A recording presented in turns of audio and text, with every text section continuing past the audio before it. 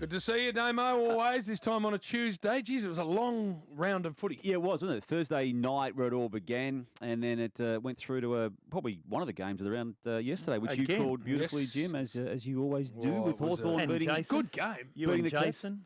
Yes, absolutely. Good. Well, thought it because was Brian. Bristles... No, What's happened to him? Voice, Whoa, Oh. yes. really? So we had to give...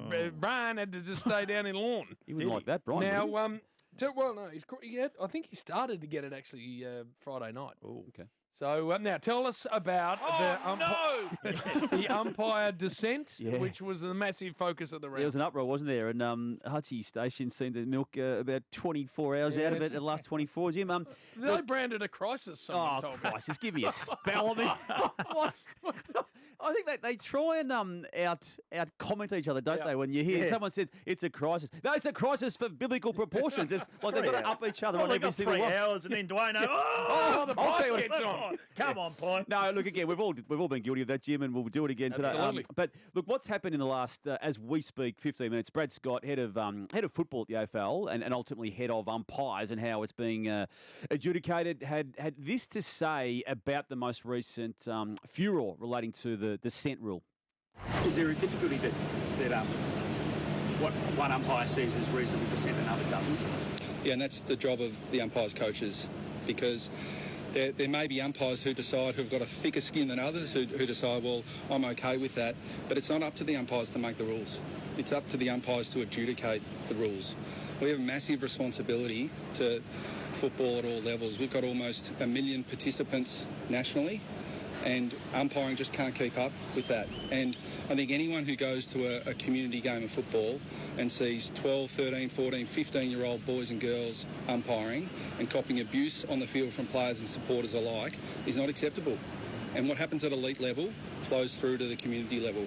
Okay, Bill, that was just part of what Spot Brad on, Scott by the had way, to that say. I was. think he's still talking in this press conference, Jim, but this is now very clear. This is no not going away. So it's No. up to ultimately the umpires to get tougher even than they have been, to have no inconsistency with it, and most importantly, Bill, for the players to just get their heads around it. Now, spot on. And I know, and that was beautifully said by Scotty, by the way, but it is so bloody hard when you're out in the middle, it's an emotional game.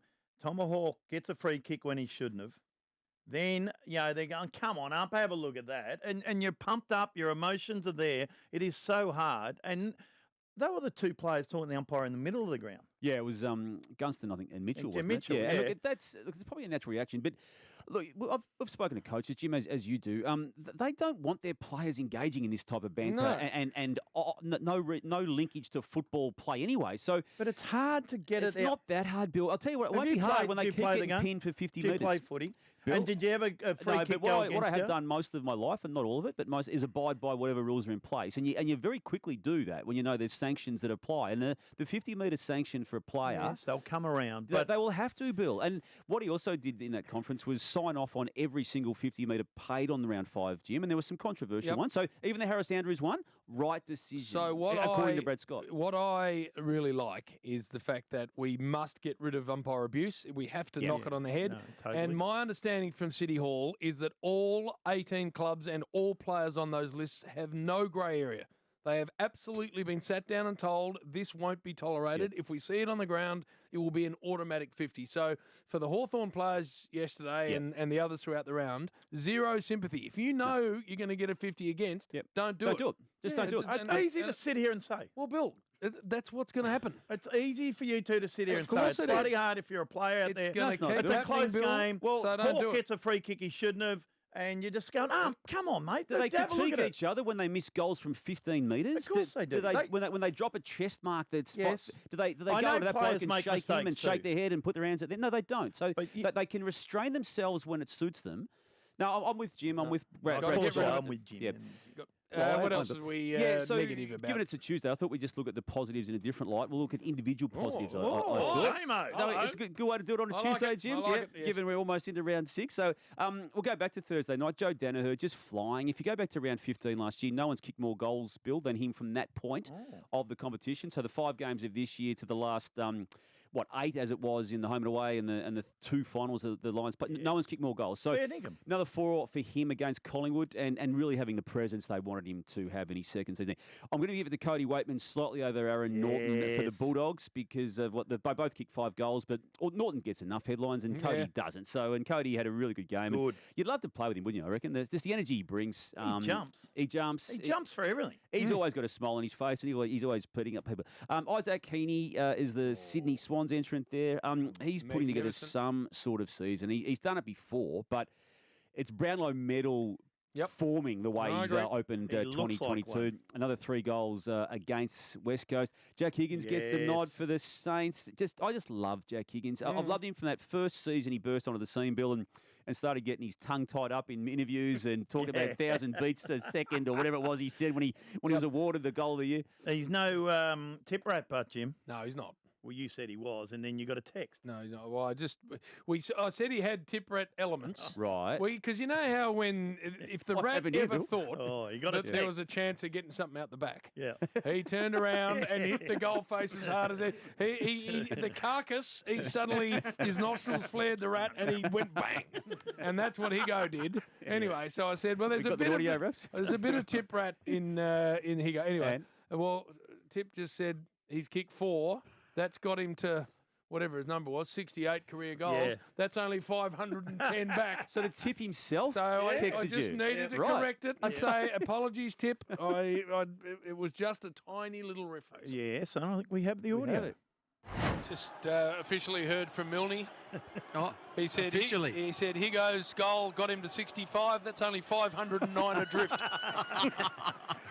So the tip rat just needing to put things straight for Saints fans. Where is the tip rat today? He'll be out in Doncaster or somewhere.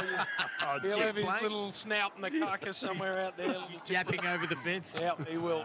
I needed pulling up. I got ahead of myself. Well, you undersold him. He ended up with 5 for the game too. So love how he's doing. Tex Walker has to be the person for the Crows. Bill, 4 goals in the loss last week, the narrow loss to Essendon. 5 goals in the very, very good win against Richmond. Importantly, has allowed Elliot Himmelberg to have his best 2 games in the system. And he won't have the official C next to his name, but he's going to be the unofficial captain now that Rory Sloane's down. He's the best big or tall player with the left foot. On the left foot, he is the best going around. Yeah. Magnificent. Yeah. Yep. Just goes bang. Tell you, the other one is Max King. His field kicking for a big bloke. Field kicking, yeah. He's Yeah. beautiful. I'm not saying left foot, but his ability in broken play to use the ball by foot for a guy who's 200 centimetres. Yeah. Magnificent. But Love I think you're right, Bill. He's just about the cleanest kicker in the game. Good at to the see moment. him back. I mean, he had to It do is. his time, but His he's back. time. It's good. Yeah. And I'm just wrapped he's got the second chance and wrapped that it's playing out this way. Quickly, Cozzy Pickett is the Melbourne entrant for positive of the week. The 3 goals. It's been a relatively quiet period for him, Jim. The finals weren't his best patch of form, and nor was the start of 2022. But he's back, and massive raps for Charlie Curnow, who played the last 4 games of last year, having not played effectively for 2 years. 5 goals on the weekend to help the Blues hang on in a must-win game against Port Adelaide, and 14 for the years. A great start for him. He had the 12 from Mackay, a total of 26 after the 5 games. Bill, they're just beautiful to watch too. So, a couple more positives to come in a We'll moment. get to them next. Well, Damian Barrett next on the rush hour. More positive? Yeah, a couple more positives. We're up to Freo. Fremantle against Essendon, Bill. And Matty Taberner has been in the system for 10 Tabsy. years. 10 years. 10 years.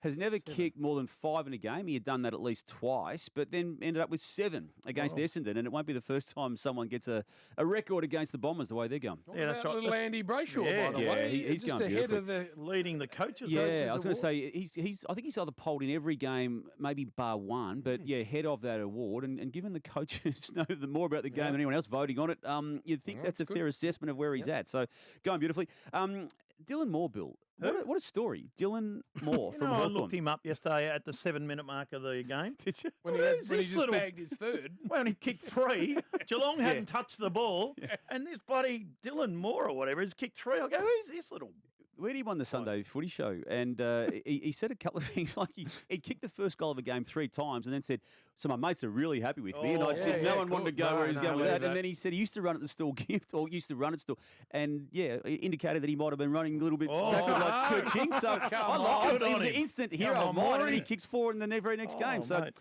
Geelong, beating Geelong. So Gunston, we talked about the big forward line of Curnow and Mackay-Bill. Gunston and Lewis are forming a very nice relationship, aren't they, to this point of this season? 3 goals each yesterday. And Lewis is going well, isn't he, young well, boy? The statement that he made, I mean, you saw it, Jim. The mark he took in the first play and then went back and just seized the moment, didn't he? And ultimately helped set the theme. Always a good game too, isn't it, that game? Yeah. Doesn't matter where they are on the ladder. It's just the truest definition of rivalry, those two clubs, because there are upsets results in the history of the rivalry, and that's what makes the rivalry. Hawthorn wasn't meant to win yesterday. No, Carlton, not at all. They weren't meant to win the 2008 grand final, but it's those upset results that ultimately... Damian.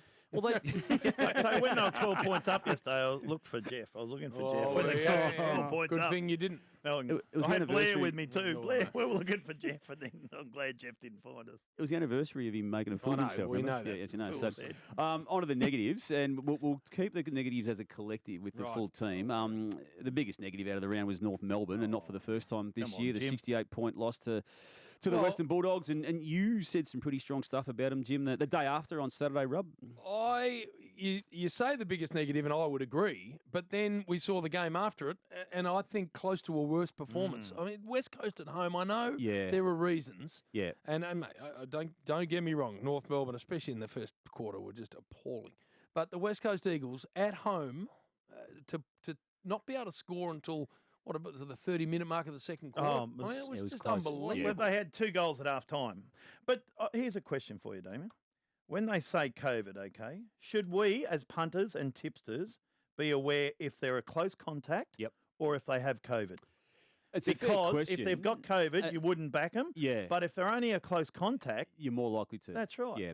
But you then get into that medical and that privacy space. So and you're not allowed to know, are you? If they're a close contact or if they've had it. Well, you don't have a right to know when it's all said and done, the private medical side of someone, do you?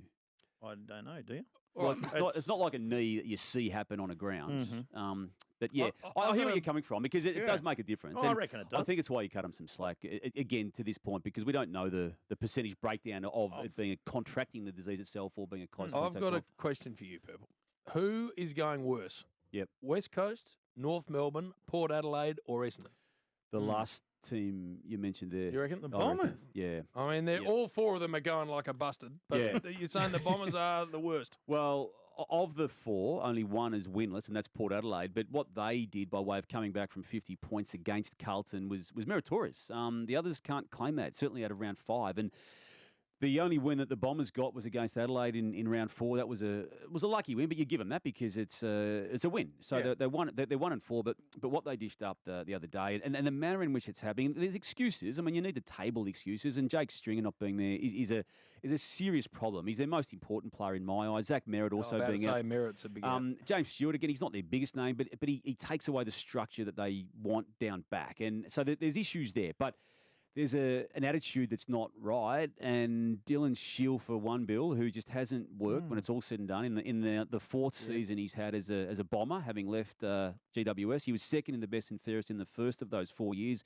Was injured for a lot of last year, but hasn't done much outside of that. And Darcy Parish is seriously struggling after the breakthrough year that he had last year. They're not the only two to blame in the midfield, but it's a very skinny midfield. It was always going to be the problem. So as soon as you take a couple out, they just don't have the cattle to throw in there. It is a worry for them. Zach Merritt injured. Zach Merritt, we were talking about him before, Bill. Mentioned him by name, Bill. No, I was watching both of us actually Geelong mentioned him. Yeah. Geelong on the heavy 10, Bill. Right, Heavy where 10. else? Yeah, Geelong.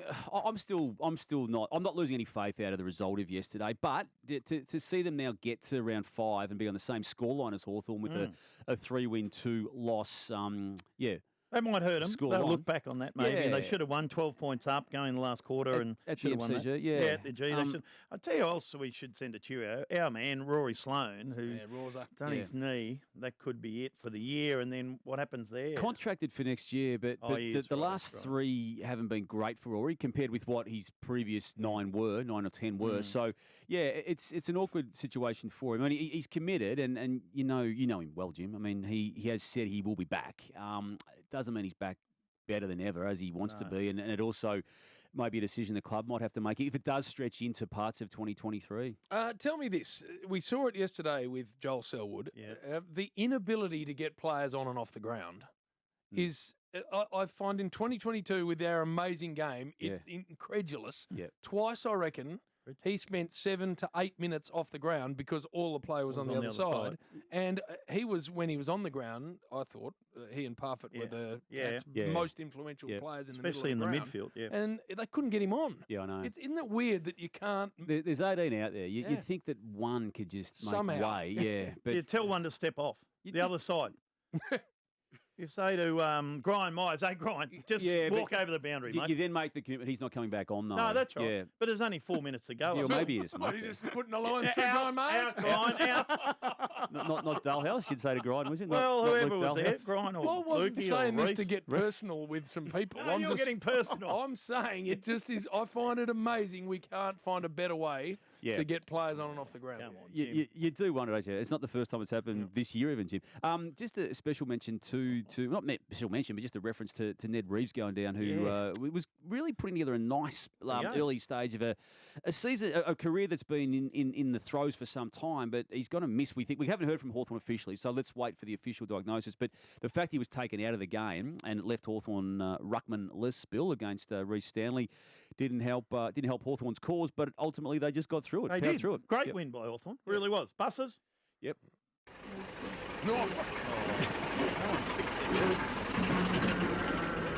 We've still got that little 12-seater over at Alberton Oval. We're going to send one up the highway, a 28-seater up to Homebush, just to make sure GWS gets its act in order before the Friday night game against St Kilda. Canberra. And then we're going to head, might even get a couple down to Tullamarine again, I think. Just, Well, how many you got there?